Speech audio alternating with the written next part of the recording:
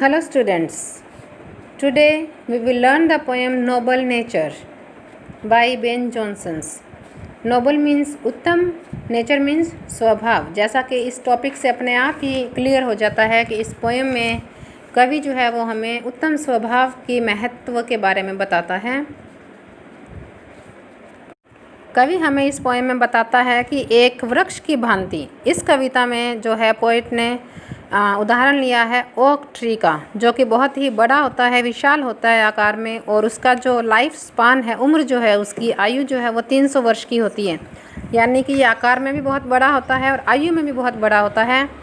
तो कवि कहता है कि बहुत आकार में बड़ा होने से, आयु में बड़ा होने से व्यक्ति जो है वो श्रेष्ठ नहीं बन सकता, क्योंकि ओक का ट्री भी बहुत बड़ा होता है, 300 वर्ष तक जीवित रहता है और अंत में बिना पत्तियों के, यानी कि सूखा मुरझाकर लट्ठे के रूप में गिर जाता है।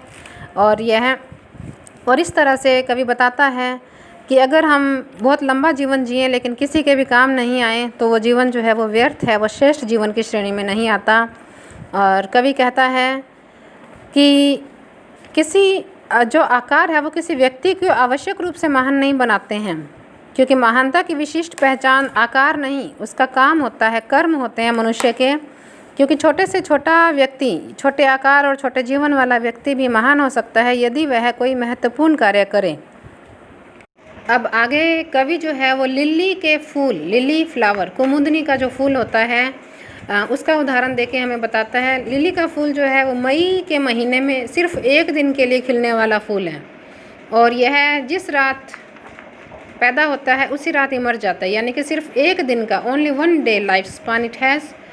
और यह एक ही दिन में सबको इतनी खुशी प्रदान करता है, क्योंकि यह मुस्कुराता हुआ फ्लावर जो भी इसे देखता है प्रसन्न हो जाता है।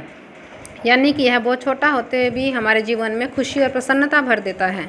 तो कवि कहता है कि इसकी जो सुंदरता है वो कम समय में भी सभी देखने वालों को आनंद प्रदान करती है।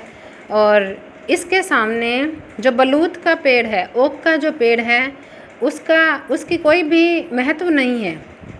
जो 300 सालों तक जीने वाला वृक्ष है वो किसी को कुछ भी प्रदान नहीं कर रहा, तो उसका कोई महत्व नहीं है। और एक दिन का लिली जो है यह सबको प्रसन्नता प्रदान कर रहा है। इसका मतलब इसका जो जीवन है वो सफल है, सफल जीवन है इसका।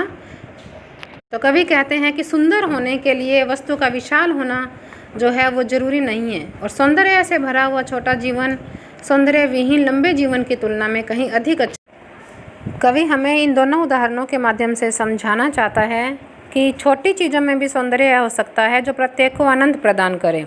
आकार में छोटा होने या कम समय जीवित रहने का तात्पर्य यह नहीं है कि कोई वस्तु सुंदर नहीं है। व्यक्ति जो है वो अच्छे और श्रेष्ठ कार्य करके छोटी सी अवधि में भी अपने जीवन को संपूर्ण बना सकता है। और ऐसे ऐसे बहुत से उदाहरण जो है हमारे साहित्य में भरे हुए हैं।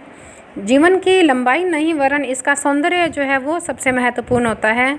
जीवन का सौंदर्य श्रेष्ठ स्वभाव में निहित होता है, और व्यक्ति का श्रेष्ठ और सुंदर व्यवहार ही उसे वास्तव में महान बनाता है। यानी चरित्र की सुंदरता और श्रेष्ठता की उपलब्धि से ही मानव जीवन जो है वो संपूर्ण हो सकता है।